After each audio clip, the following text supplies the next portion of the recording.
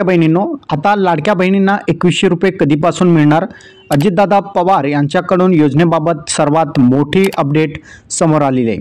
ज्या कुटुंबातील महिलांचं वार्षिक उत्पन्न 2.5 लाखपेक्षा कमी आहेत अशा कुटुंबातील महिलांना राज्य सरकारनं मुख्यमंत्री माझी लाडकी बहीण योजना सुरू केली आहे.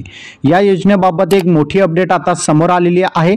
ज्या कुटुंबांचं वार्षिक उत्पन्न 2.5 लाखांच्या आत आहेत अशा सर्व महिला जे आहेत पात्र आहेत. त्याचबरोबर अशा कुटुंबातील महिलांना राज्य सरकारमार्फत मुख्यमंत्री माझी लाडकी बहीण योजना सुरूच राहणार आहे. या योजनेअंतर्गत लाभार्थी महिलांच्या बँक खात्यामध्ये दर महिन्याला 1,500 रुपये या ठिकाणी जमा केले जातात.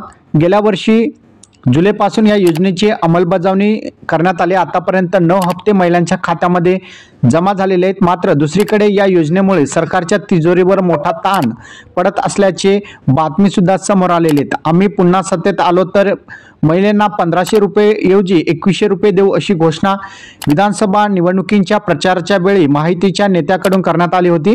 राज्यात माहितीला स्पष्ट बहुमत मिळालं, सरकार स्थापन झालं, मात्र अजूनही महिलांच्या 2100 रुपयाबाबत कोणतीही घोषणा करण्यात आलेली नाही. लाभार्थी महिलांना 2100 रुपये कधीपासून मिळणार याकडे आता सर्वांचं लक्ष लागलेलं आहे. अर्थसंकल्पीय अधिवेशनामध्ये याबाबत काहीतरी घोषणा होऊ शकते असा सगळ्यांचा अंदाज होता. मात्र महायुतीच्या मंत्र्यांनी देखील तसे संकेत दिले होते. मात्र अजूनही याबाबत कोणतीही घोषणा करण्यात आलेली नाही. त्यामुळे लाभार्थी महिलांना आता 2100 रुपये कधीपासून मिळणार असा सवाल या ठिकाणी उपस्थित केला जात आहे. यावर अर्थमंत्री अजितदादा पवार यांनी एक महत्त्वपूर्ण प्रतिक्रिया दिलेली आहे.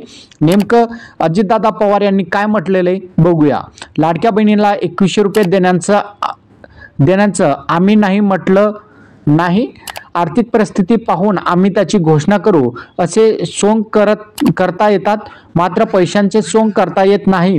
आमची परिस्थिती सुधारली की आम्ही 2100 रुपये देऊ असं या ठिकाणी अजितदादा पवार यांनी म्हटलेले. म्हणजे सरकारकडे आता सध्या या योजनेमुळे पैसे उरलेले नाहीत. त्यामुळे जे आहेत ज्यावेळेस राज्य सरकारकडे पैसे जमा होईल आणि त्यावेळेस जे आहे राज्य सरकार त्याची घोषणा करेल असं या ठिकाणी अजितदादा पवार यांनी म्हटलेले.